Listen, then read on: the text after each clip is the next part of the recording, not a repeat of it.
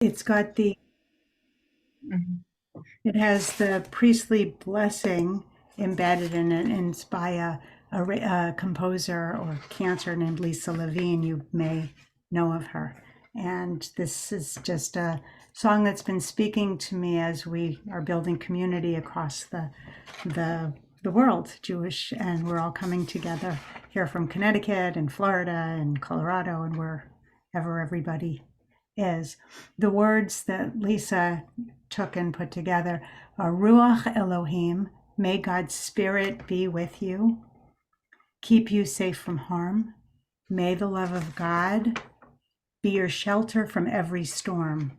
Yivarechecha Adonai v'yishmerecha, Ya'er Adonai panav elecha v'yakoneka, Yisa Adonai panav elecha v'yasem lecha shalom.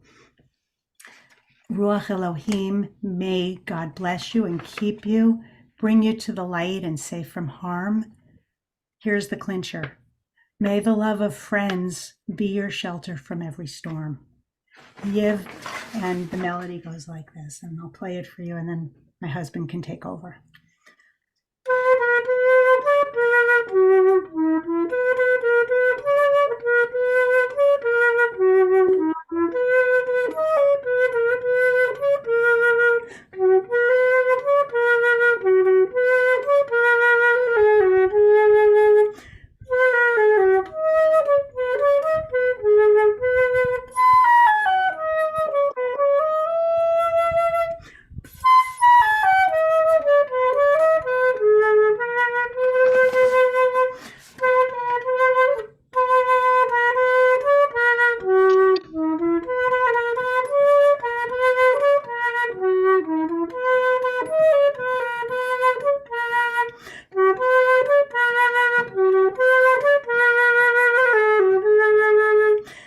Ruach Elohim, may God's Spirit be with you.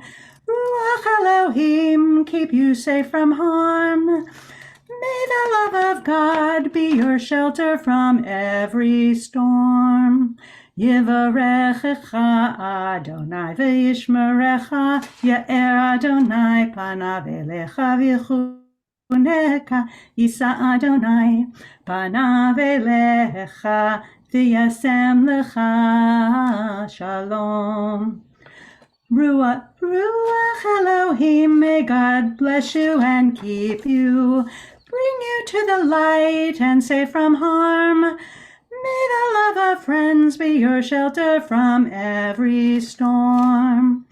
Yivarechecha Adonai v'yishmerecha, Ya'er Adonai panav elecha v'yichuneka, Yisa Adonai panav elecha v'yasem lecha shalom. And may you all be blessed with peace and Ruach Elohim. Thank you. You too. So beautiful. Thank Thank you. Welcome to you both, Mindy and Rabbi Jeff. Thank you so much for being here with Temple Aaron. We really appreciate it, and we're grateful that you're here. Lifetime members, I hear. Yes. So just a little bit about us, but mostly I'm going to start with a little bit about y'all. What a wonderful idea that you came up with, this whole Temple Aaron concept. What a way to take, well, there's a Jewish expression that life should always be, every change in your life should be from strength to strength, Michael El Hoil. And what you took is a moment where it looked like there was going to be resignation and giving up and a real loss. And you turned it into a moment of opportunity and of growth and of inspiration. And I have told the story of Temple Aaron to so many congregations around this United States. The story of what you're doing, moving from strength to strength, that it's not just in a remote hillside, mountain town somewhere, but your story really resonates. part of what Mindy and I are doing. We live in South Windsor, Connecticut. We have a synagogue. It's about this big, and it's really a lovely, lovely synagogue. I guess about 165 families. I've been there almost 3 decades. And through a series of interesting events, we're going to be becoming emeritus there in a few weeks. One of the things that we thought was really important for the Reform movement, for the Union for Reform Judaism, URJ, is to be more connected. There used to be regional directors that would visit every congregation every other year, and that stopped. And so a lot of congregations haven't had someone from greater Reform Judaism just come and be there with you all. I'm going to ask, when was the last time one of the leaders of the URJ came to Trinidad? I don't know. So Mindy and I said, if you can't get anyone else to do it, we can do it. And so we were formally made a brand new position called ambassadors. And we met with all of the leaders of the different branches of Reform Judaism, the heads of the URJ, of the rabbinical group called the Central Conference of American Rabbis, from the seminary, Hebrew Union College, from the camps, from the educational components, the Women for Reform Judaism. We met with all of them, and we said, we're going to be visiting congregations, and we're going to be representing you. And they all gave us their blessing. So in Judaism, we don't have a pope, we don't have bishops, but we're kind of going to be a little bit like bishops, a little bit like that, in that when we're going to come to places like Trinidad, and we're going to sit in your sanctuary, and we're just going to go, wow. And we're going to hear the story about how you didn't know whether to fix the roof or not, but you decided to. And we're going to hold your hand, and we're going to say, what you are doing is really important for Judaism. All over the United States. And I thought that needed to be said, and no one was saying it. I guess I'm going to, should I show them, Mindy, or not? Is it too early? Should they be the first? No, you could show them, but we're going to be, I don't know that you made it clear that it's going to be for small congregations, because we think that you're the glue. Yeah, you are. It's like you're holding down, like what you're doing is so important. It's like you are building community where there needs to be community, and it's hard to do it when you're small. Right? And so that's why we're focusing on small communities. I also want you to know that one of our congregants, a wonderful woman named Riley, has joined us today too. So. Wonderful. Welcome, Oh, Riley. Riley's here too? Oh, Riley's. I couldn't see her. Well, thank you so much for saying what you just said. And yeah, I'm so definitely excited for you to be doing this. I mean, I'm really, really excited for you both. And I'll be really interested to hear, how this goes and your travels and everything. Well, you'll be able to join our tour because we're hoping to, as we're visiting, share with people and have a Facebook group and do some live stream along the way. So do join the tour with us, and you can meet the other congregations, and kind of we'll make a web. That would be wonderful. Part of this community. A couple of years ago, an idea came to me. It was not an unusual idea, but it came to me really hard, almost like it was a calling. And it was, things that happen far away affect us locally. If someone gets a disease, a strange disease far away, and they either treat it well or they don't, that can have an effect on us. If someone feeds their community lies, that could have an effect on us. And it just festered. And we decided to, as a response to COVID, to do a few things to reach out to remote places. And we called and thought, wouldn't it be wonderful to join small congregations? And when we called, we talked to Sherry. I think it was Sherry, you were the first person I talked with. And she said, well, that would be wonderful. And she said, you know, a lifetime membership's $500. I said, well, you know what? 1,800. We still haven't been to Trinidad, but we did meet Sherry when we came to Denver. Mindy, you're muted. It looks like you were talking. The price might have gone up since we were there. Oh, you should have joined back then. That's okay. So I have I guess a question for every one of you, and I'd love for you to answer. Because we're going to be asking this question. You're going to be the first ones to give an answer. And I would love to see your face if it's at all possible. So if you haven't gotten your share video, I'd love to see it. Tell us who you are, and please tell us what it means to be a Reformed Jew in, I don't know, to be a Reformed Jew in whatever town it is that you live in. What does it mean to be a Reformed Jew in your town? So who wants to go first? I'll go first. I grew up in Raton, and my brother and I are the two remaining members of Temple Aaron who grew up there. And we were the only Jewish family in Raton, New Mexico. And there was a handful of us in Trinidad. And of course, we had our bar mitzvahs in Trinidad.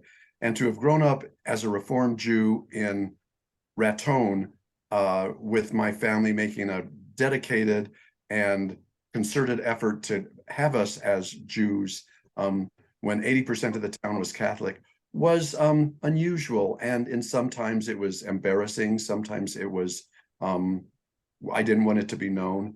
And that was tough. And then I went to college here in Colorado Springs at Colorado College, and there were very, very few Jews there too. But by the time I was 18, I was used to that. So it means even more to me, because to cling on to Judaism when there are very few around you who are Jewish is tough, but it makes you stronger, and it makes me a better believer in my faith, I would say. Thank you, Ron. That was beautifully spoken. I'm not going to pick who's next. Well, maybe I'll go forward.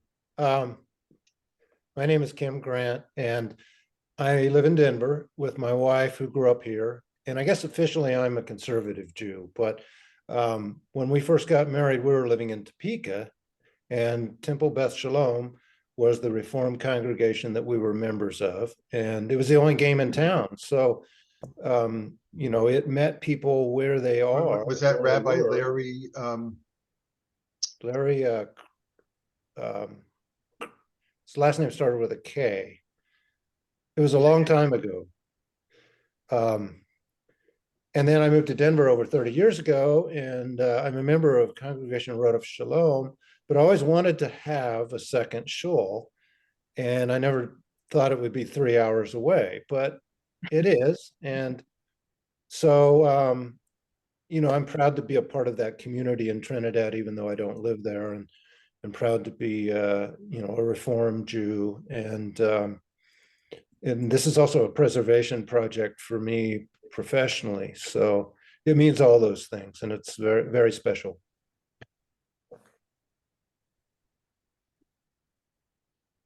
Thank you, Kim.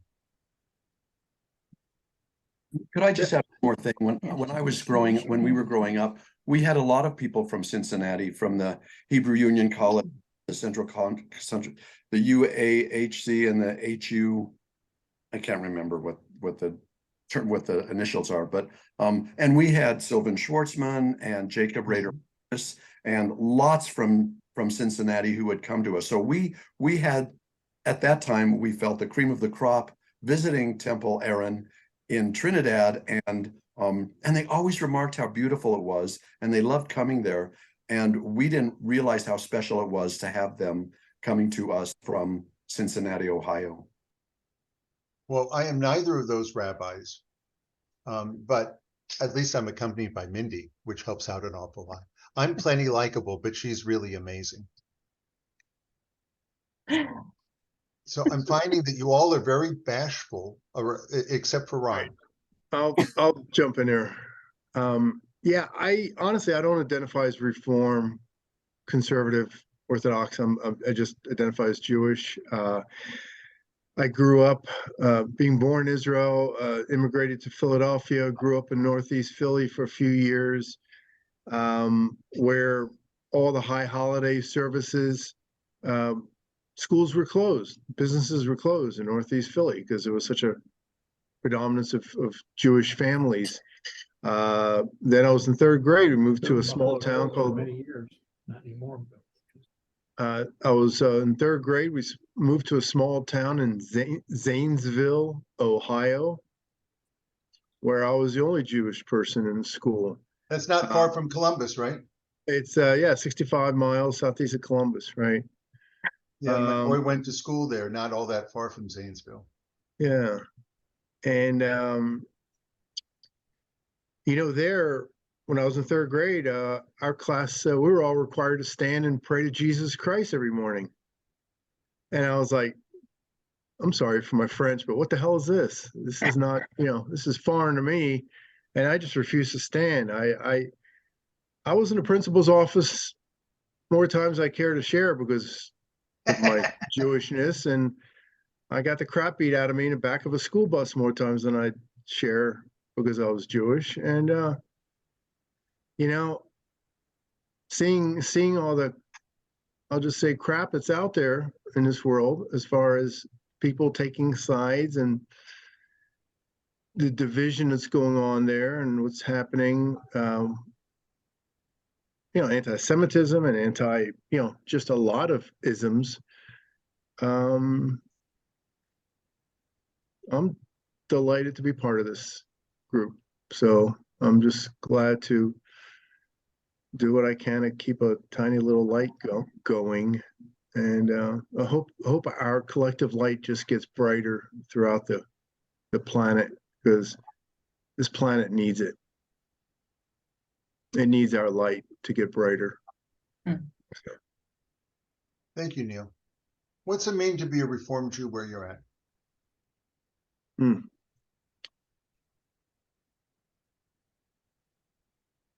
Yeah, Michael. My name is Michael Akins, and I am broadcasting to you from Lubbock, Texas. What it means to be a Reformed Jew in URJ in my area. I converted to Judaism in 2017 through a rabbi named Deborah Goldman from California. And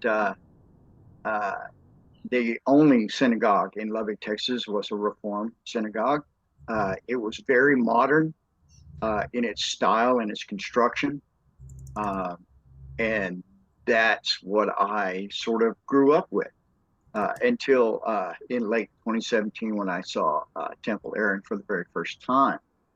And I have been amazed and in awe of it ever since. It is a privilege every time that the doors are open and that we can go inside and view this beautiful place. I had no idea that temples were constructed in this manner, and I am proud to be a part of it. Michael, the broadcasting Jew. Love it. Yeah. And he's our most recent board member as well. So he travels from Texas to our events and things, Yes. to help out. And Richard, it's Rabbi Larry Carroll that just dawned to me. I Yes, was the that's rabbi right. of the synagogue in Topeka for about this long. Rabbi Carroll was away and I was covering. I was the rabbi for this long in that congregation. Yes. Yes, I remember him. Richard, I can't hear you. Richard, you're muted. You're muted, Richard. You have to unmute yourself.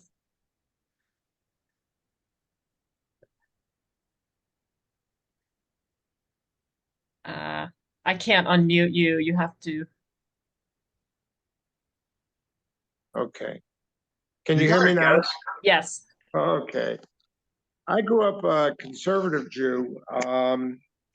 And in fact, I was bar mitzvahed not far from where you're at, Rabbi, in Springfield, Massachusetts, Oh, yeah, that's a stone's throw away. at Kadima Synagogue, which I think is now a church. But anyway, I was a conservative Jew up really to a few years ago, and I was even president of a conservative synagogue in Albuquerque, B'nai Israel. And I had a falling out with the rest of my board, and I left in protest, and I went to the Reform Shul, Temple Albert. I used to make a joke, I still do, that I said, well, come for the protest, stay for the Ruach. And it was really true. I felt a level of, under Harry Rosenfeld, a level of spirituality at Albert, and we were very happy. And people have tried to convince me to go back to B'nai Israel, and I've said, I've got everything's, all the animosity's gone, but I'm just happy. And I think the big difference for me is, and it ties into what we're doing today, is Torah study. We didn't do Torah study ever in any conservative synagogue that I had gone to, but we do it, of course, regularly now. And I get the most out of that, and just learning where people are directly talking about the Torah in English, even though I have a very good command of biblical Hebrew. But I get the most out of it. I really do. Well, thank you, Richard. Anybody else? Sure, I'll go. I grew up in a Reformed Jewish community in New Jersey, where, I mean, it was like everybody was Jewish, and we had Hebrew school, and that was my community growing up. So it was very normal. But I would say after a certain point, or maybe, I don't know, the spiritual part of it didn't really feel like, I didn't feel as connected to it. It was more cultural. And I explored after that growing up, and in my, younger years, I went and studied other religions and just learned, went other places. And I feel like I've sort of circled back to Judaism now, and I'm reconnecting with it in such a different way now that I'm older. And I feel like I'm, learning all these things that, I kind of wish I had learned when I was younger, but that was just the path. So, I'm excited to, I feel very grateful to have, had the opportunity to learn from, people like you and other rabbis who have spoken with us and led services. And, I feel like what we're doing, is important as far as trying to grow the community with Temple Aaron. It's not just about Judaism. It's broader than that. But to me, anyway, I'm rambling, so that's enough.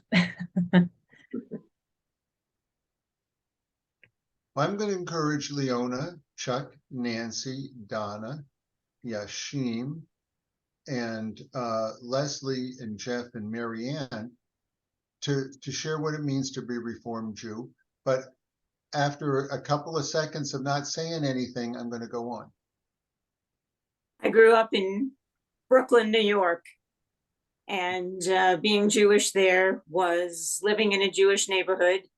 And on holidays, we didn't go to services, but my grandmother made the chicken soup and Aunt Rhoda made the chopped liver, and was my Judaism in New York. When I got married, moved away from New York, and had to seek out other Jews by joining congregations in places like Casper, Wyoming, where Steve Foster was our student rabbi on the high holy days. He would come each year. That was a few years back. Yes.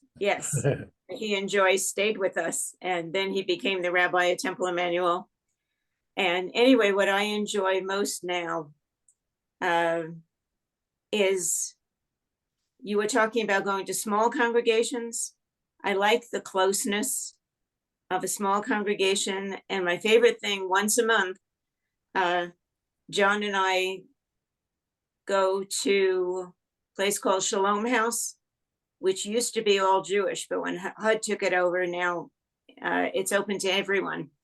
And so they said they miss having a service there often. And I said, well, if you miss it, we'll do our own. So when I spoke to the rabbi at Congregation Albert, she said, I will send someone to you every month. So we all get together. There's only like 10 of us, and it's very close and personal.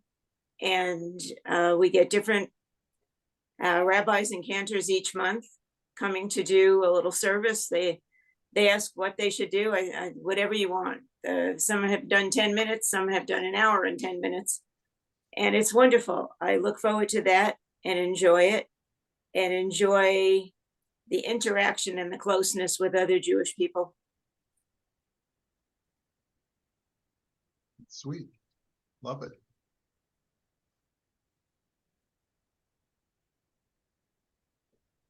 Yes, I'm a little surprised. I didn't know that there was going to be such an emphasis on Reform Judaism.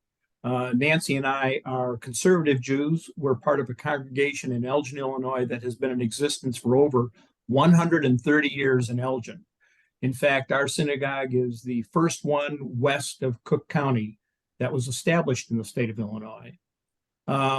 We became members of Temple Aaron kind of as a quirk. It was during COVID, and they were going to restrict services at our particular congregation, conservative congregation in Elgin, because of COVID. And we found, because we have a residence in New Mexico, a winter residence, we found Temple Aaron in Trinidad, and thought we would try that for services over the high holidays, as well as the temple in Pueblo, which we did. We switched between the two synagogues for Rosh Hashanah and then for Yom Kippur. So I would hope that we're not going to emphasize Reform Judaism on these discussions that we're going to have monthly for Torah study, because there's lots of different variations of Judaism. I'm a very strong conservative Jew. So I would hope that, we don't emphasize one branch of Judaism over another, and that we spend a lot of time on Torah study and trying to gain knowledge and insight that will help us better our lives. Thank you. I appreciate that, Chuck. And we will.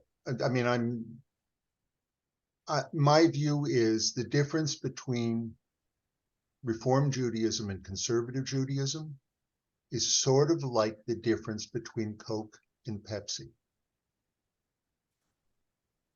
There are some real differences, but Coke has an orange flavored drink and Pepsi has an orange flavored drink. They got a lemon drink and a coffee drink. They each have them.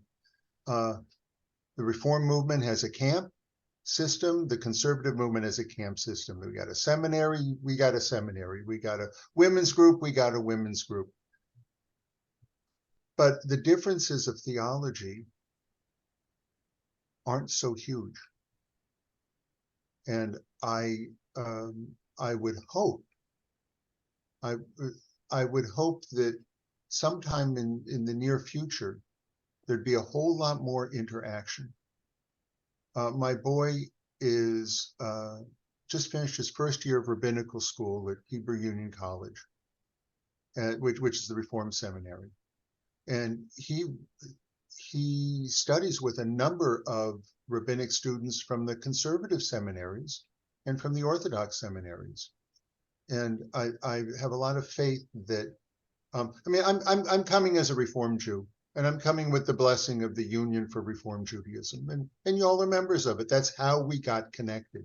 if you weren't a member of the Union for Reform Judaism, you wouldn't have been on our radar. We wouldn't have known to find you. So That that said, doesn't mean we go are a ahead. mixed marriage, and I come to you from the conservative world, and yeah, She so speaks conservative. that's what he likes to say. I speak conservative fluently, and so also it's a learning curve. And a funny incident happened last week that during Shavuot, I went to daven with the conservative shul, and after the Baruch Hu, you just sit down. But in our shul here, you don't sit down after the Baruch Hu, you stay up.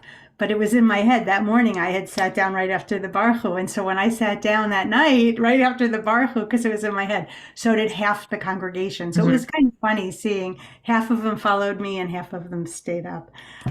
So I thought that just a nice metaphor. It doesn't matter Jeff, what do you say? Where you sit, you'll be moved? Doesn't matter where you sit, you'll be moved. That's what we say in our synagogue. Sherry.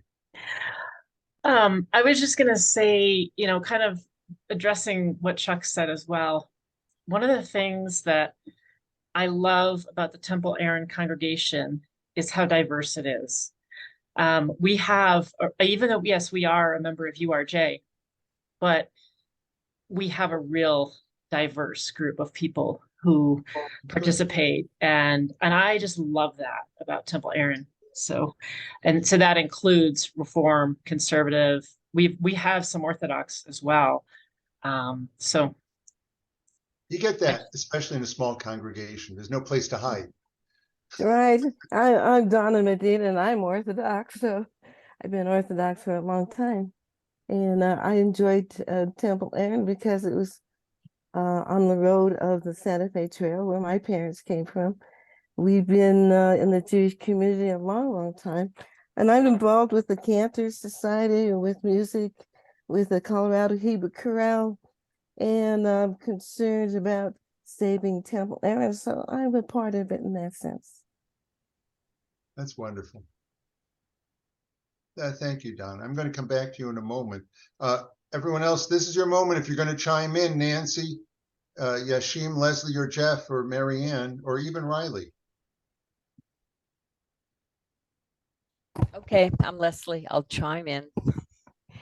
I grew up in Tucson when it was a small town of under 100,000.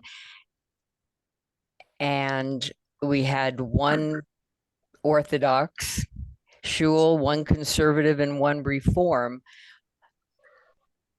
But now Tucson has, I think, close to 1 million population, and there are many synagogues. And growing up, my religious and social life were with the Jewish community. And although I had non-Jewish acquaintances, I always knew that there was, in my mind, them and us. There was a separation. And some of you mentioned that you grew up as the only Jew in your community, but in the beginning, in the mid 1970s, I moved to Saudi Arabia and worked there for many years. And needless to say, I probably was the only Jew in Saudi Arabia. I found actually a better understanding and had a closer relationship to the Muslim community than the Christian community for many reasons.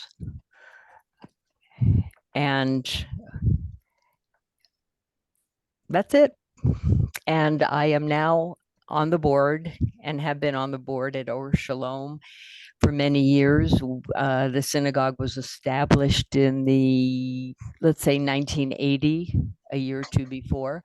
We've owned our building since 1984, and it's the only synagogue in Grand Junction. We have a diverse congregation from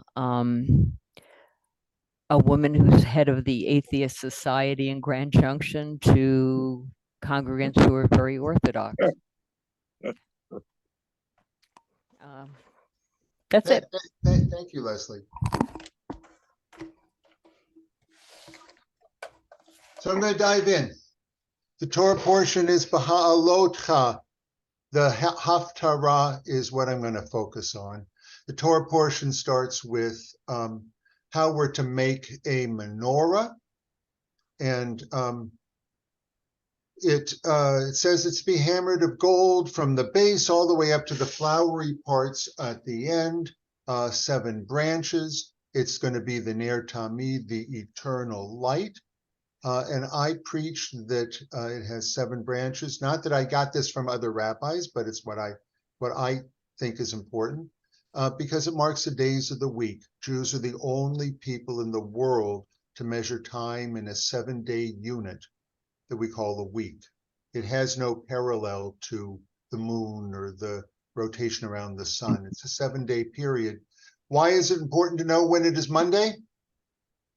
Why is that so important to know? So that you can tell when it is Shabbat. And Shabbat was very central to what it is to be Jewish, and that's what the menorah was all about. It didn't have 9 branches like we have for Hanukkah. It had 7 branches. And then in the Haftarah, it's from the book of Zechariah, we have this, it's a few years later, we have been exiled to Babylonia. We're not living in Jerusalem anymore. And the Babylonian exile lasted a surprisingly short amount of time. I mean, compared to anyone's lifetime, it was only 50 years. But to have a people disbanded and then come back to their own land is rather miraculous, even if it's 50 years away, anything like that. And our leader was a guy named Zerubbabel. How many of you have named their children Zerubbabel? No? Well, nothing wrong with his leadership, and there was Ezra and Nehemiah, but Zerubbabel was our leader, and we had a prophet by the name of Zechariah, or in Hebrew, Zachar-Yah. Zachar means to remember, and Yah is God. His name means remembering God. And he had a prophetic vision come to him. We're told that all people can have prophecy. Everybody can. And every time you have a dream, it is an unripe prophecy. And he had this prophecy of God and a menorah being relit. That menorah, what the eternal light, was the symbol of Jewish sovereignty. It was the symbol of being reconnected to Jerusalem and was the centerpiece of the temple, right above the ark with the 10 commandments and the original writings from Moses. And it's this image of a menorah being lit that Zechariah sees. And how in the world is this going to come about? And God says these immortal words, it's not by Chayil, it's not by Koach, but it's by Ruchi. So I know we have one. Richard, you want to translate those 3 words for us? I hear you have quite a grasp of the Hebrew. How familiar are y'all with the Hebrew? All right, so Koach, not Koach, Chayil is the first one. Chayil is like a soldier. Maybe you're familiar with the phrase Eshet Chayil, a woman of valor, but a woman who is really strong like a soldier. And it upended the concept of woman as weak, woman as just something to look at, woman as something that someone who needed to be rescued, but that part of Proverbs written by Solomon about 3,000 years ago, Eshet Chayo, transforms the woman, the ideal woman, to be someone who is really strong, who has dignity as her clothing, and who is capable in providing for others, not based on beauty or grace, but based instead on how much faith she has in God. That's a chayil. That's a term for chayil. And they say it's not by chayil, it's not by human strength or by being a soldier that this is going to happen. You're not going to have it just because you fight for it. Lo b'koach, and not by, you ever heard the expression yasher koach? What's yasher koach mean? Congratulations, or Yasher means kind of like straight. It means you've got something straight.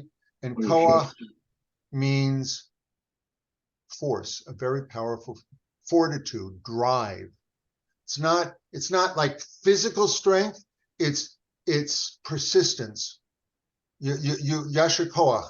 What the words you said are straight and driving. Like you hit the nail on the head. It was exactly right. It's not power. It's just persistent in the right direction. Koach. It's not by koach that we're going to get it, by persistence. It's not by, we're not going to come back to our land by strength, by military means, and it's not just by wishing for it really hard, but it's going to be by ruchi, by my ruach, says God. My spirit. My spirit. Thank you, Richard. It's going to be by my spirit. That's how we're going to get back to the land. And so if that's the right path, then how do we live out God's spirit? How do we welcome God's spirit into our life? How do we welcome God's spirit into our community? We're going to take a look at things. We're going to take a look at what spirit or soul means. And Donna, I love the image that you have in the background of all those beautiful, beautiful plants. I don't know how you're staying on top of that water the way that you are. It doesn't even look like you're swimming. But I have a question for all of you, and I would like you to raise your hand only if you think the answer to this question is yes. So I'm going to ask a question. People who aren't showing their screens, if you could, do a hand raise, I would be curious to see. Does Judaism think that plants, like the plant that is behind Donna there, or the one that's behind Yashim, those beautiful plants there, how many people think that plants which don't have a brain, there's no brain in plants, how many people think that Judaism feels that plants have a soul? Do you think that plants have a soul, according to Jewish teachings? If you do, raise your hand if you think plants have a soul.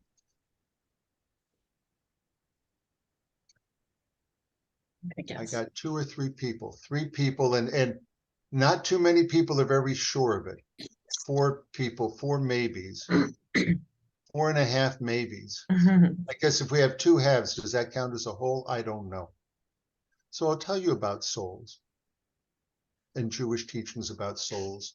You've heard the Hebrew word for soul. It is ruach. It means soul, but it means spirit, and it means wind too. Wind, right? It's got that connotation. You've heard the word, anyone ever heard the term, oh, this person has such a gute neshama. What's gute neshama mean? What does gute neshama? Someone translate it? A good soul in Yiddish. A good soul. A good soul in Yiddish, but describe the person. If I said, oh, you've got to meet this person, they're such a gute neshama, what do you know about them? They're kind, they thoughtful. Anyone else? What's gute neshama? you're right, Richard. But I just want to get a little bit more nuance.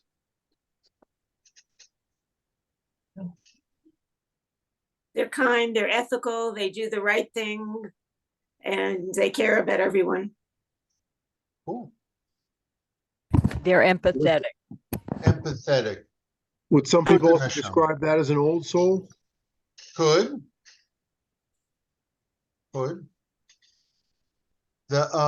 So there's another term. So neshama means soul.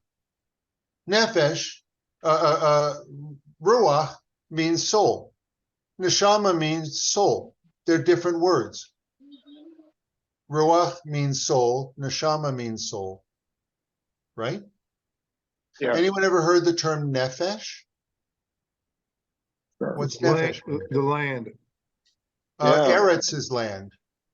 Nefesh, Yashim, what, you want to give me a definition?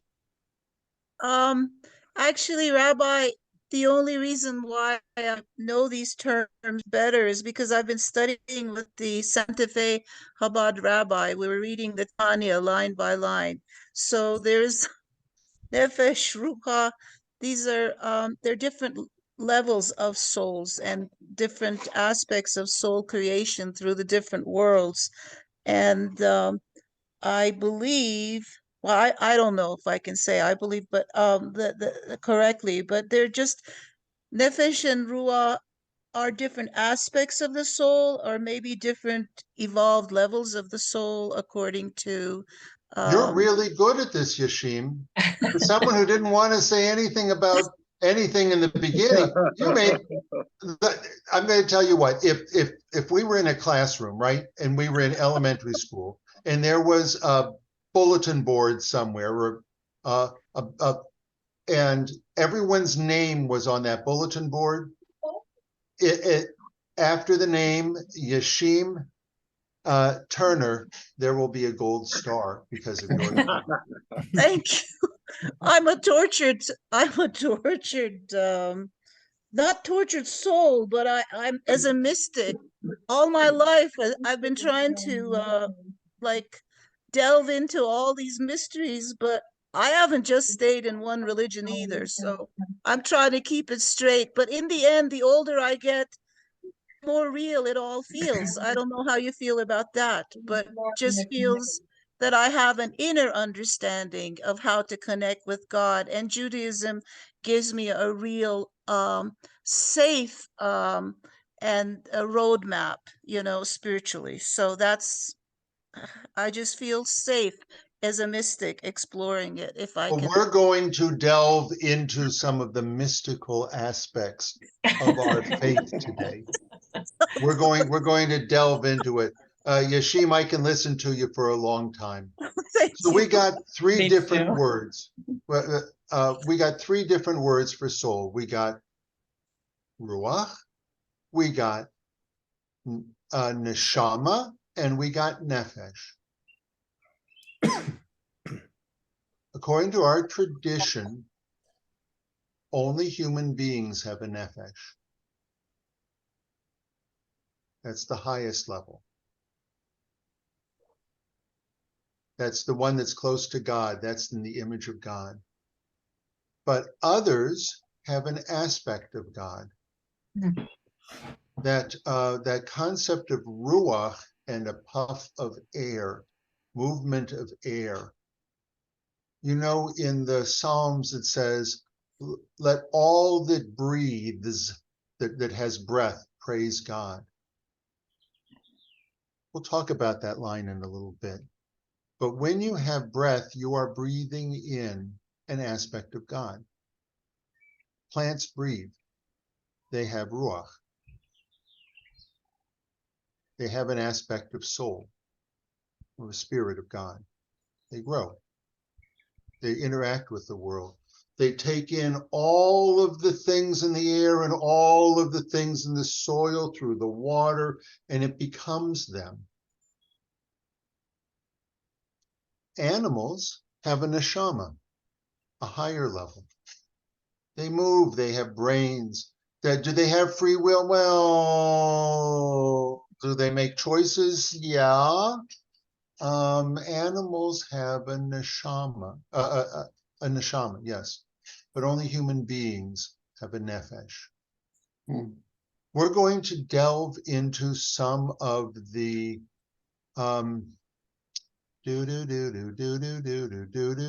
kind of aspects of God. God has many names. The most sacred name of all for God, I was going to do this on a whiteboard. Oh my gosh, I think I have to not blur my background so you can see this. You'd think I can do this. There we go. You see this? This might be backwards, but help me out. This is a Hebrew letter. What letter?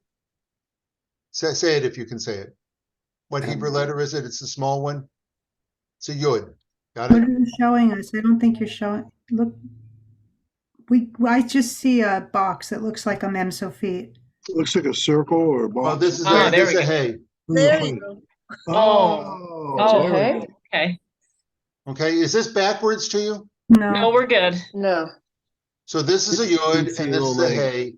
Oh. If you were going to say it together, this would have a Y sound. This would be a placeholder for like an ah sound. It's an H, but it's like an ah sound. I'm not going to pronounce them together because they are two aspects of God's name. And if I had written God's name on a piece of paper, I couldn't tear it. So I have them on different pieces of paper just to show you. I hope I'm not violating anyone's theology. We got two letters for God's name. The third letter is a Vav. And anyone know what the last letter of God's name is? Hey. Hey. Yod, Hey, Vav, Hey. See that? Mm-hmm. God's name. Fascinatingly, all right, so first of all, I'll show you something interesting about God's name.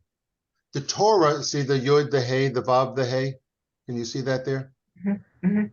The Torah isn't written with any vowels because no language had separate vowels at the time that Hebrew first was written down in the Torah. That's why the Torah doesn't have any vowels in it. Mm-hmm. Everyone just sort of knew what the vowels, you didn't need to write them. Why waste energy writing the vowels? However, the Torah really does sort of have places for vowels. There's only 3 letters that are placeholders for vowels. I already told you if a word ends with this letter, the hey, it means it probably has an ah sound or an eh sound. Like at the end of the word, you put a hey, it means it ends with ah, like the name Sarah. How do you spell Sarah? S-A-R-A-H. Why is the H there? Because the Hebrew has it. It's not Sarah, it's Sarah. Mm-hmm. It holds the place for the ah sound. This one holds the place. It can be a V sound or like a W sound, but it holds the place for an O or an U, right? Mm-hmm.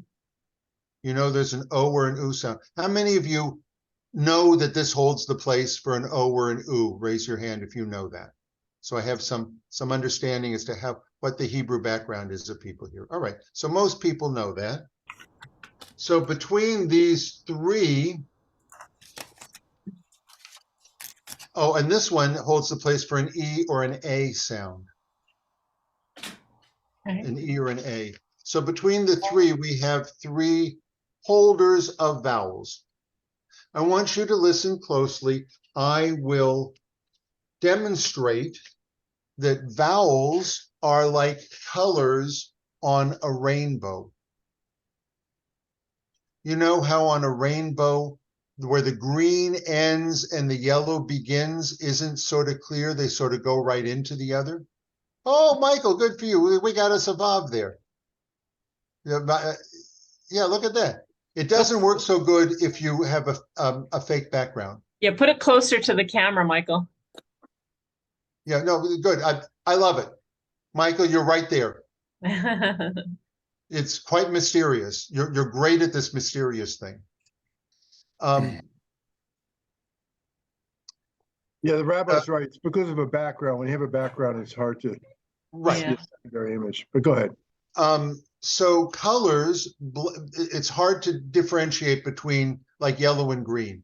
And if you asked people in the United States to draw a line on a rainbow and say this side is yellow and this side is green, they would draw it pretty much in the same place. And people in France would draw it a little bit different. The yellow green they call yellow, and we call the yellow green green. You know, and in between. But it's a continuous. The same with vowels. Listen closely. You'll hear every vowel. Listen, it's like a rainbow. A, E,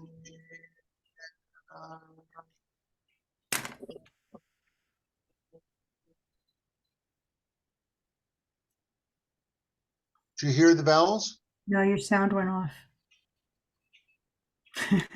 But we could see you making them. My sound went off? Wait. Rabbi, sometimes when you sing, it will clip the sound out of the picture if you've got some sort of a sound filter on your Zoom.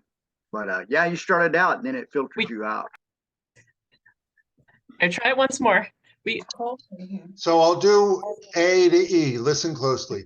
A, and then I'll try A, and then I'll try You got that? Yeah. Yeah. Imagine it all stuck together. All of the interesting thing about vowels is the unobstructed flow of air, which is vocalized. You can keep saying all you want. Try to say b a lot of times. It's b. You can't do they're all different buzz. Consonants, some consonants you can like, but that's really a vowel of the M kind of a thing. Don't get stuck there. When God's name is written only with vowels, it's a hint that God's name is the uninterrupted flow of air. And that's what plants do. They have air flowing in and out. And so when it says, let all that breathes praise God's name, guess what? Every time a plant breathes, it's saying God's name. Every time we breathe, we're saying God's name. That's Ruach. And isn't that fascinating? So God's name is like wind, and when we breathe, we are taking God's name into us, and we are sharing God's name out to the world every time we breathe. Other things about God's name, we are the only ones which are created in the image of God. Watch what happens when you put God's name like this, when you write it vertically. When you write God's name vertically. Do you see this here? See God's name? Or I want you to look. See the Yod on top? What do you see here? Do you see any image of anything? The Yod is a head. The Hey over here is a shoulder and two arms. Here's a backbone. Here's a hip and two legs. What do you see? A person. Human. This is God's name. How many things are there on this earth that stand upright with two arms, a backbone, a hip, and two legs? How many different species are there? Sort of us.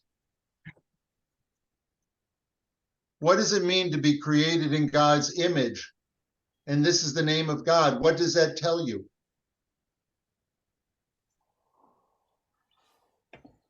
I don't know if any of you still have socks on your feet, but this knocked the socks off of my feet first time I heard it. Interesting. Chuck, have you heard this before? No? Does this look like real Torah study to you? I'm trying. I'm working and I'm trying. It's interesting. Nancy, how about you? Has he been like this the whole marriage? Zoom. You're muted, not Nancy.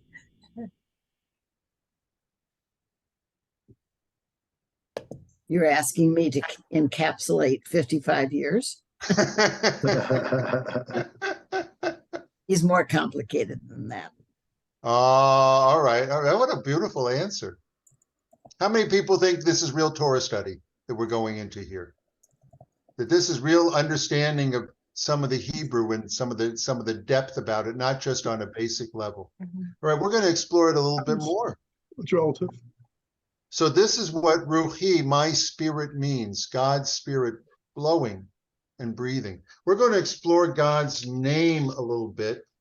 The Yud.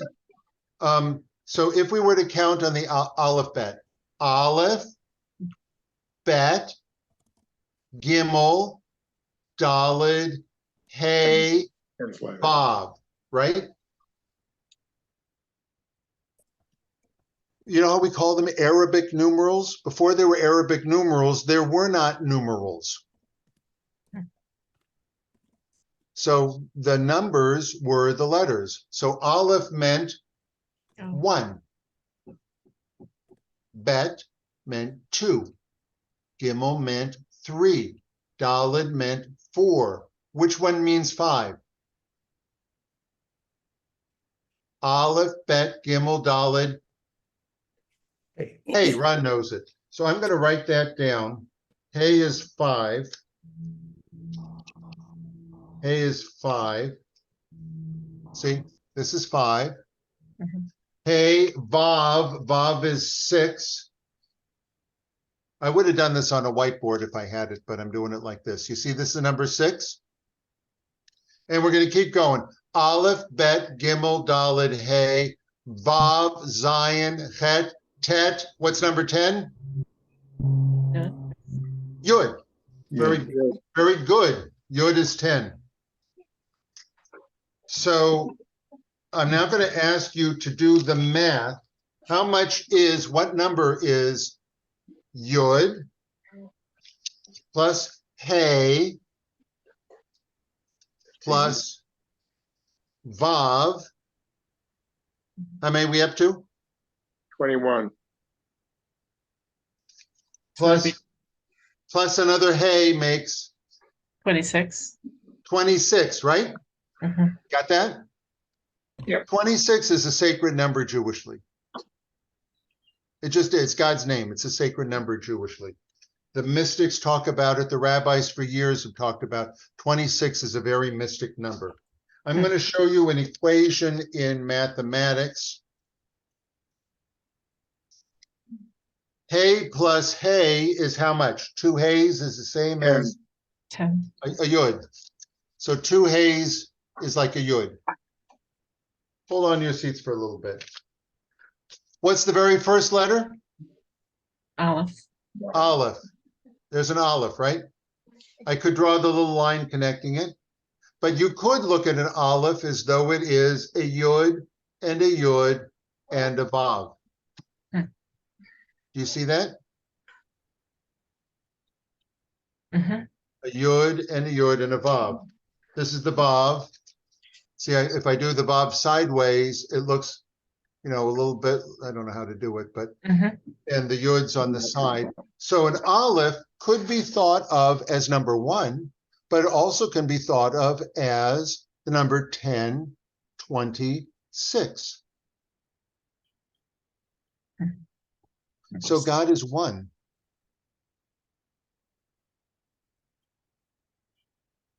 Anyone know the first letter of Torah? What's the very first letter of Torah? Bet. Bet, you're right. How did you know that? We were taught that earlier. What letter, what order does bet come? What number is it? 2. 2. So the rabbis asked early on, why does it begin with the letter bet? You would think it would begin with the letter. Yes, Nancy, I couldn't hear you, but I knew what you were saying. You would think it would be Aleph. Very good. And so the rabbis come up with all kinds of reasons, like the word bet is the first word of the blessing, the word baracha, which means blessing.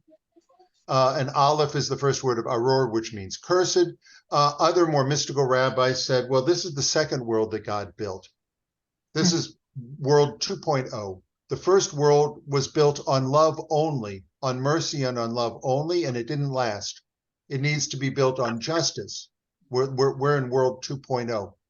And there are fascinating reasons why they get to that I'm not, if you want me to go into, I'll go into it. But I'm going to ask a different question. What was the first word of Torah that anybody heard? Bereshit. No, it was on a mountain, the first words of Torah we heard. It was the 10 Commandments. The only words of Torah that everybody heard, not just Moses. So, Richard, you said something? Ani? Well, it's close to Ani. It's Anochi. It's more of an Egyptian, more formal way of saying I am. But everybody heard the first 10 of the 10 Commandments. That's why in Hebrew they're called Aseret HaDibrot, the 10 spoken things. If God speaks, our job is to Shema, to listen, right? That's why we have Shema Yisrael. So God spoke. We're told that at that moment, no leaf rustled, no bird chirped, no wave crashed. The entire world was quiet so that we could hear. What sound does Aleph make? Very good, you all did it. It's a silent letter. We could all hear the silence of the Aleph because there was no sound. The sound of the Aleph isn't nothing. The sound of the Aleph is silent, but it's not nothing. It's kind of like when you go to call your family member and no one has said hello, and you know that you're connected, and you just get a wonderful feeling in your heart before any words were spoken. That's the sound of the Aleph. God reached out to us. The most repeated line in Torah is Vayidaber Adonai el Moshe Lemor, and God spoke to Moses. It's the most repeated line in Torah because it's the most important line in Torah. God speaks to us. God reached out. That's the sound of the Aleph. God reached out, and we heard it because it was silent, and we knew that God was communicating to us. We got the Aleph here, was the very first letter of Torah that we heard. And then the second, the bet of Bereshit at the beginning harkens back to the original 10 Commandments. We've got this Aleph, and I'm going to show you something interesting about Aleph. We are the only things that have a nephesh, that are in the image and likeness of God. You could say maybe angels, but they're different than we are. The Aleph is fascinating, really fascinating. You see 2 Yuds and a Vav? What if I rewrote it a little bit? Those 2 Yuds and a Vav, I put this one up on top over here. What do we have? 2 Yuds and a Vav, you see that? I'm going to add a little something onto it.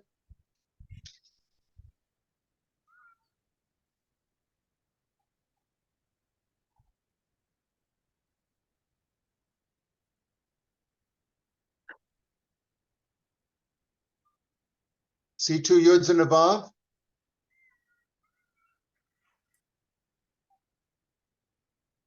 Here, I'll do it even better. See 2 Yuds and a Vav?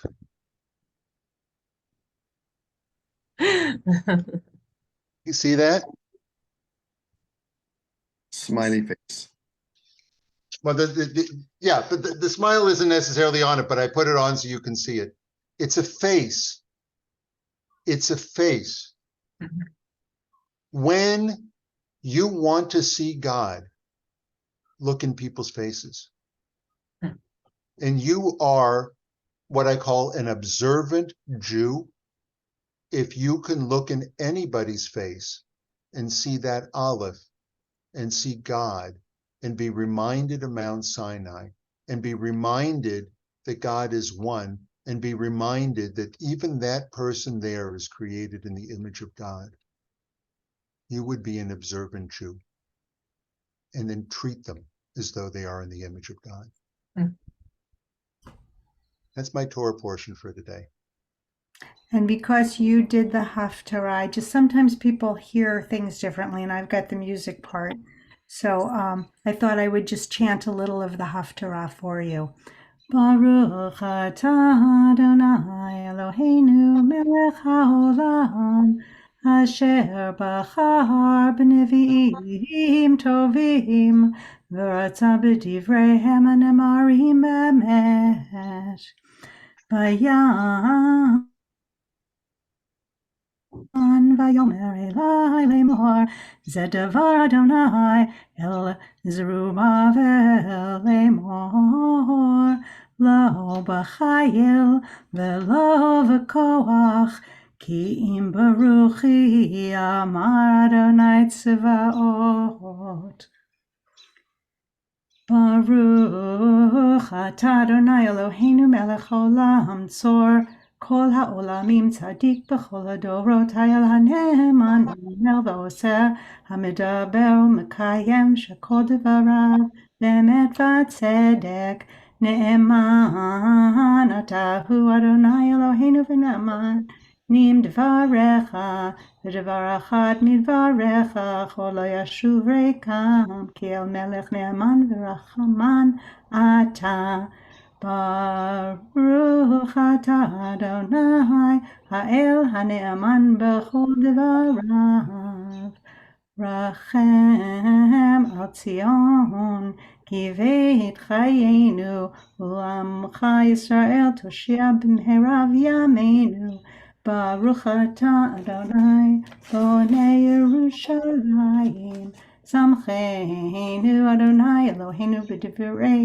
nevi'echa Shev lev avot al banim v'lev banim al avotenu Baruch atah Adonai mesamech Tzion uvanea uvnoteha. It's a good start. Shabbat Shalom. Shabbat shalom. Thank you. Shalom. Shabbat shalom. Thank you, Glickman. Shalom. Thank you. Shabbat shalom. Very nice. Shabbat Yeah, shalom. and thank you, Sherry Glickman.